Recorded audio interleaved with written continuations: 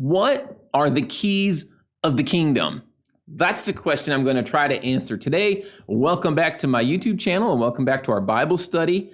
As we're talking about a couple of things that are really a little convoluted, a little bit difficult for some people to understand. So if you didn't watch last video, which is on John chapter 20, verse 23, I encourage you to watch it. I'm going to try to put a link to it in the comments of this video because it's a place where Jesus gives to his followers the authority to forgive and retain sins. And that can be so misconstrued and so misunderstood by so many people. I want you to watch that video if you can, but we're going to keep talking about this subject of the authority of the church and the authority of God's followers because it's so important. Today, we're going to talk about the keys of the kingdom. At one point, Jesus said to Peter, I'm going to give you the keys of the kingdom. Well, what did he mean? What did he mean by that? He talked about binding and loosing. I'm going to save that for the next video because there's so much we need to describe about it. Was Jesus setting up some kind of a priesthood? Was Jesus telling us that we can do whatever we want to do? Was he telling us that we can bind and loose demons and things like that? What is he telling us? Well, we need to look at these very carefully because if we misunderstand them, we're going to get a lot of wrong doctrine and therefore a lot of wrong practice from them. So today we're going to talk about this issue about the keys of the kingdom of heaven. And what I want to do here first is go to the first passage where it describes these keys, actually the only passage. We're going to look at both Matthew 16 and Matthew 18 because they both talk about binding and loosing. So we'll discuss them in the next video. But for this one, before Jesus talks about the binding and loosing, he tells Peter that I'm going to give you the keys to the kingdom of heaven. And so I just want to hang out on that one for a little bit and see if we can understand what did Jesus mean when he said this. So we're going to go here first to the book of Matthew, chapter 16. So you can follow with me on the screen or you can look it up yourself if you want to know that I'm not making this up for you. Matthew 16, Jesus has just had this conversation with Peter, and they had this conversation where Jesus says, who do people say that I am? And Peter says, you know, he's got all these different ideas that people come up with. And Jesus looks at him and says, Peter, who do you say that I am? Peter says, well, you're the Christ, the Son of the living God. You're the Messiah. You're the one we've been waiting for, the one we've been looking for. And that's when Jesus says this, Matthew 16, 17. Jesus answered and said to him, blessed are you, Simon Bar-Jonah. For flesh and blood has not revealed this to you, but my Father who is in heaven. And I also say to you that you are Peter, and on this rock I will build my church, and the gates of Hades shall not prevail against it. And I will give you the keys of the kingdom of heaven. And whatever you bind on earth will be bound in heaven, and whatever you loose on earth will be loosed in heaven. And so you can look at that passage and say, what is Jesus doing here? I mean, is he offering Peter to be the first pope? Is he making him the supreme leader of the church? What is going on here? What are these keys? And what is this issue of binding and loosing? But I want to point this out first. We're not going to go here today much into Matthew 18, but in Matthew 18, Jesus is talking to a wider group of the disciples. And he talks about the binding and loosing, but he doesn't mention the keys. And I think that's crucial. I think it's very important. The keys, he's talking to Peter, but binding and loosing is something that applies to everybody. So later on, we'll discuss Matthew 18, but we're going to hang out in Matthew 16 tonight. But this whole issue of the keys of the kingdom of heaven and the binding and loosing, we're going to ask three questions through these next two videos about this. The first question is, what are these keys? What are the keys of the kingdom of heaven? And then we're going to talk about binding and loosing in the next video. What is the timing of it? It's very important. When does the binding and loosing happen? And the third question is, what in the world does it mean to bind and loose? So you're going to have to hang with me for the next video on that. But today we're talking about the keys. So our first question, what are these keys? When Jesus looks at Peter and says, Peter, I'm going to give you the keys of the kingdom of heaven. What in the world is he talking about here? The first thing we need to notice when Jesus is talking to Peter and he says, I'm going to give you the keys to the kingdom of heaven. And you, I'm going to give the authority to bind and loose. Jesus is using singular words here. Now, in our English versions, it's hard to get this because we use you in both the singular and plural a text. But in the Greek, it's obvious. And Jesus is looking at Peter directly. He's talking only to Peter here. He says, Peter, to you, I'm giving the keys to the kingdom of heaven. To you, I'm giving this power to bind and loose. So that's very important for us to understand. You say, well, okay, well, this seems pretty clear to me then. Obviously, Jesus is making Peter the first pope, right? He's singling out Peter above everybody else, saying, Peter, you have the keys. You have the authority to do whatever you want in the church. However, that's not the truth. We can't build the doctrine on that, because if we really stop and think about this for a little bit, we understand that that is not at all what Jesus is doing. So let me give you a few things to think about. Maybe you're in a tradition where you look up to Peter as the first pope, or you've heard about this. You got some friends that are Catholic, whatever, and they say, well, Peter was the first pope. You know, God gave him the keys to the kingdom of heaven. He gets to decide things. I want to give you just some things to think about, okay? And if you have any disagreements or you have any questions or comments about it, write them in the comments in this YouTube video. And please, if you haven't already done so, hit subscribe, because that just helps more people when they're coming through this. They're going to say, hey, this guy's got some subscribers, right? So he knows what he's talking about, and help us get the message out, and maybe some other people will watch and be interested in these kind of things. So do that for me if you would. There's a subscribe button. Just click on it. Even if you never plan to watch another one of my videos again, okay? So I just want to give you some things to think about to help us to understand that Peter was not the first pope, that he was not set in some superior position over the other disciples or over any other believer. First thing to think about is that the other disciples sure didn't think that Peter was in a superior position. The other disciples didn't think so. In fact, later on, we even see as they're all walking along with Jesus, the disciples are all arguing between themselves about who's going to be the greatest in the kingdom of heaven. Now, if Jesus had made Peter the first pope, you think that they would all know this, right? Well, why are we arguing about who's going to be the greatest next to Jesus in the kingdom of heaven? Because obviously it's going to be Peter, because he's the pope, right? But the disciples didn't get that. They had no knowledge that Peter would be the first pope, which indicates to us that that must not be what Jesus was talking about. Another thing that helps us understand that this is not about Peter being the first pope or being the ultimate, supreme, infallible leader of the church is it comes to the first, what we might call the first council of the church. There was an issue going on with Gentiles being saved, and some of the Jews were saying, well, these Gentiles, they need to subscribe to the law. They need to subscribe to circumcision, and they need to be like us if they're going to be following God. And so they had this big thing going on. Some said, well, no, they don't. And some said, well, yes, they do. And so they brought this thing to the church in Jerusalem, and they had this big powwow, a big council, and trying to figure out just how much do we require of the Gentiles for them to be saved. And everybody talked, everybody said their piece. And matter of fact, Peter even got up and he said, hey, look, God sent me to the Gentiles, and we're supposed to reach the Gentiles and all this. And everybody said their piece, and it was silent. You can read about this in Acts chapter 15. It was silent. Everybody had talked. They were all done. And then guess who got up and made the final decision? It wasn't Peter. You think Peter, as the first pope, would take his seat on, up in front of everybody and speaking ex cathedra, this is what we're going to do. But it wasn't Peter. It was James. James, who seems like he is the pastor, the leader of the church in Jerusalem. He's the one that stands up and he says, hey, look, this is how we're going to do it. We've heard everything. What we're going to do is we're going to allow that the Gentiles can be saved, and we're not going to require them to keep the law. Oh, there's a few things we're going to ask them to do. Stay away from idols, stay away from sexual immorality, some things like that. But circumcision is not required of them. James is the one who stands up. I think we can make a better argument that James would be the pope, if anybody, more than Peter. So Peter had his say, but it was James who made the definitive statement. Another reason I don't think that Peter was the first pope or the first supreme leader of the church is that Paul, the apostle, rebuked Peter. You think that if Peter was to be the one everyone's supposed to listen to, that Paul would have said, hey, maybe I'm wrong on this thing, right? But we find this in the book of Galatians. I actually want you to see this. I'm going to look at Galatians chapter 2. And we're going to be looking here at starting in verse 11, Galatians 2:11. It says this, now when Peter had come to Antioch, I withstood him to his face because he was to be blamed. For before certain men came from James, he would eat with the Gentiles, but when they came, he withdrew and separated himself, fearing those who were of the circumcision.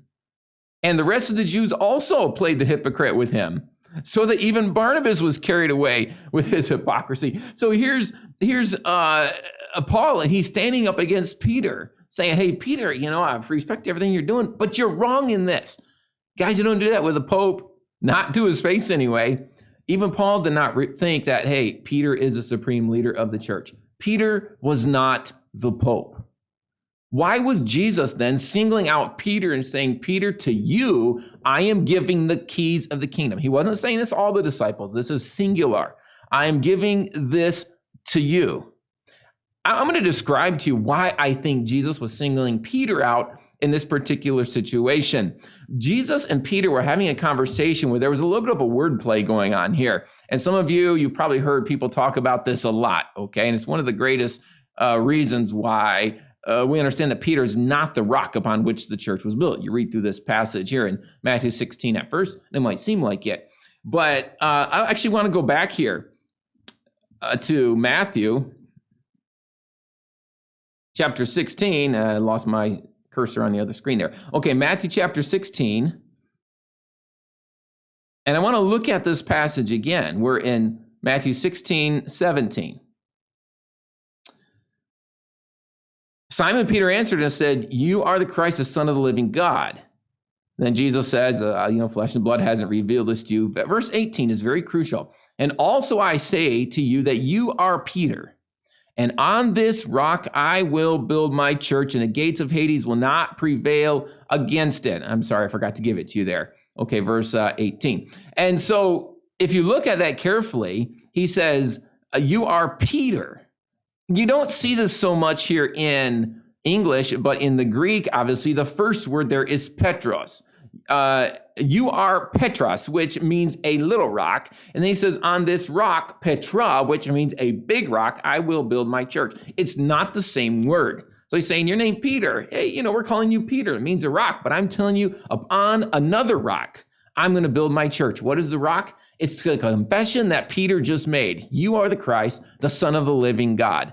And Jesus says, yeah, that's right. Upon that truth right there, I will build my church. So he and Peter are having this conversation. We're calling you Peter. We're calling you a rock or a little rock or a stone. But upon the rock of the truth of Jesus being the Messiah, that is what I'm going to build my church. And so Jesus is talking with this one-on-one conversation with Peter here. And so still looking at Peter, still looking at him, Peter as the one who would symbolize all believers who would come later. He says, look, on this rock, I am going to build my church, and then I'm going to give you, he's still talking to Peter, I'll give you the keys of the kingdom of heaven. And whatever you bind on earth will be bound in heaven. Whatever you loose on earth will be loosed in heaven. We'll talk about that in the next video, hopefully.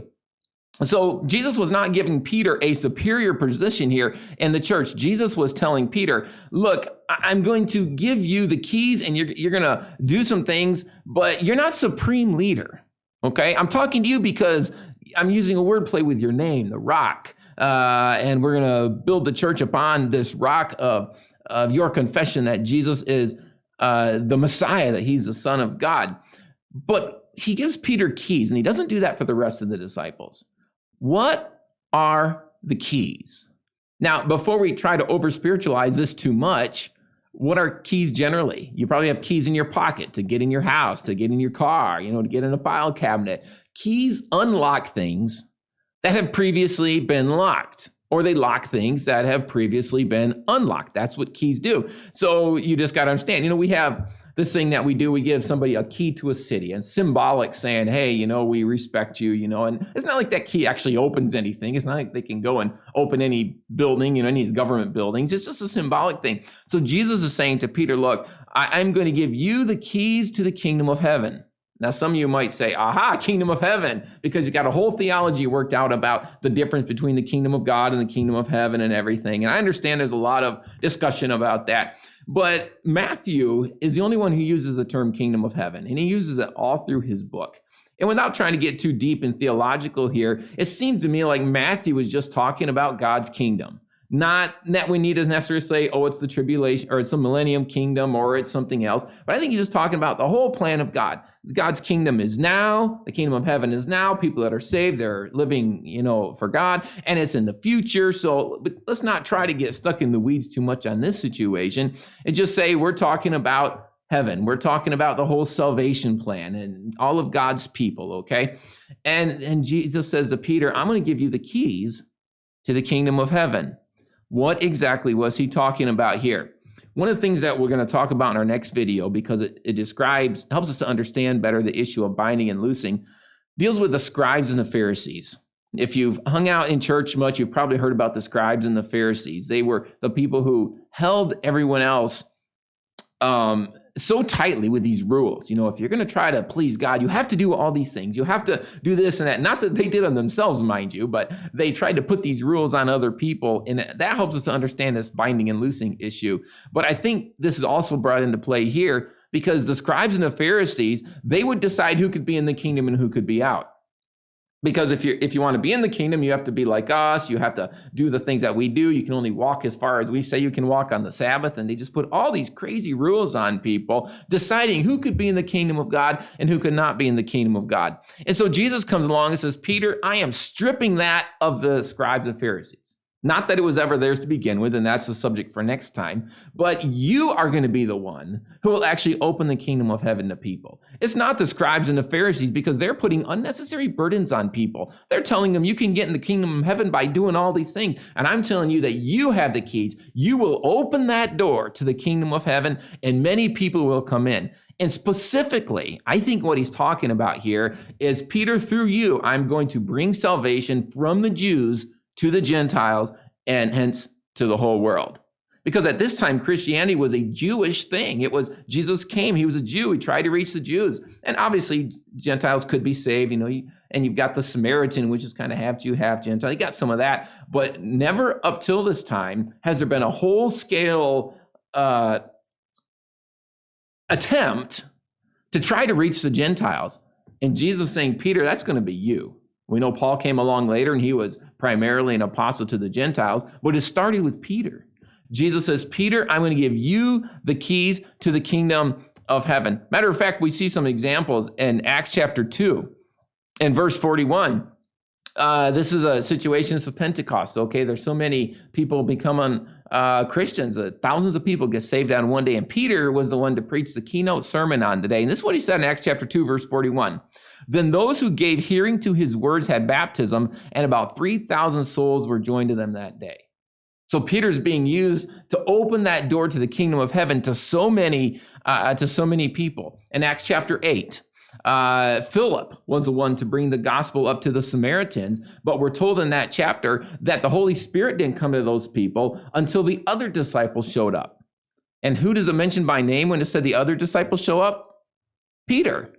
There was something that God was doing with Peter. He was using him to open these doors and go into places where the gospel hadn't been before. Of course, we read in Acts chapter 10, this is before the situation with Cornelius. And Peter is having this dream about this sheet that comes down with all these animals that weren't fit for the Jews to eat. And God says, eat. And Peter says, I can't eat. And the sheet goes up and it comes back down. And God says, Peter, eat this. And he says, I can't eat this. This stuff isn't kosher. I can't eat this stuff. And eventually, Peter realizes that he's not supposed to call something unclean that God calls clean. And right after that, here come people from Cornelius and saying, can you come and preach the gospel to this Gentile Cornelius? And Peter's like, aha, I get it. When Jesus gave me the keys to the kingdom of heaven, he's letting me open the door to the Gentiles to come in. Peter was the first one. And by the way, when he opened that door, it never got shut again.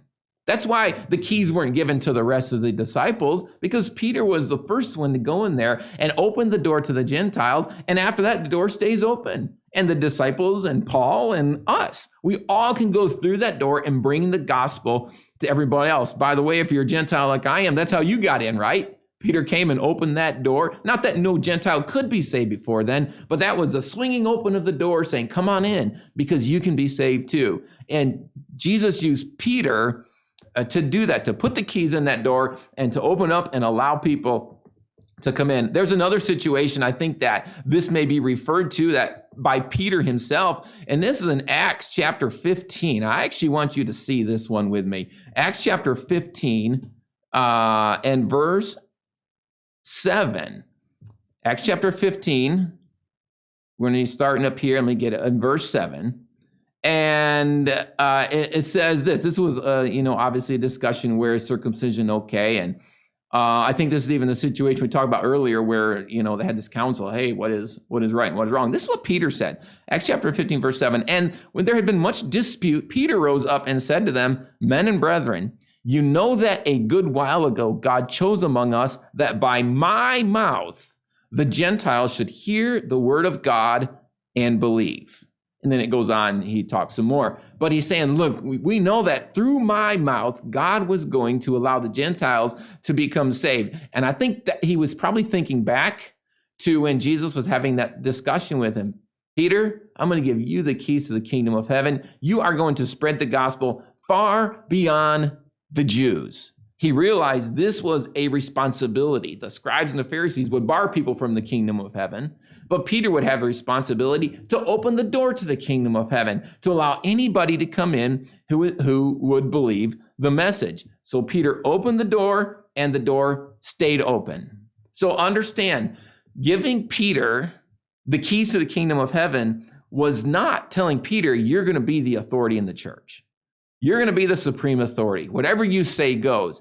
He was just the first one to have this great responsibility to open the door and allow all the people to come in. And then, of course, if we were back in Matthew 16, we see that after that, he talks about binding and loosing. And that is something we need to look at in much more detail. So I'm going to wait till the next video. Hopefully next week we'll talk about that. And we'll talk about the binding and loosing. What does it mean? So thank you for watching this with me today. And again, if you would hit subscribe below, I really appreciate it. And put some comments in there and let me know if this is helpful at all to you, if you have any agreements or disagreements that helps us all to understand the Bible better. God bless you, and I'll see you next time.